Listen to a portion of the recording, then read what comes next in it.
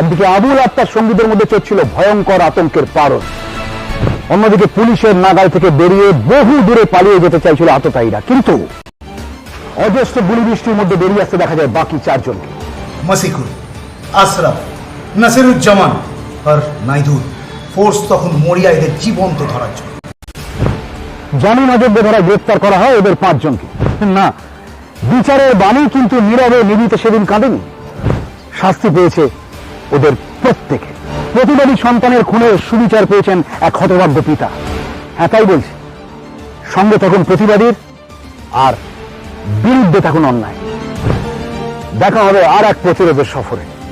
তাই বলছি, দেখতে থাকুন আর সঙ্গে থাকুন এই প্রথম মুঠোফোনে সত্য ঘটনা অবলম্বনে সিনে হুল্লোড়ের ক্রাইম ফাইল।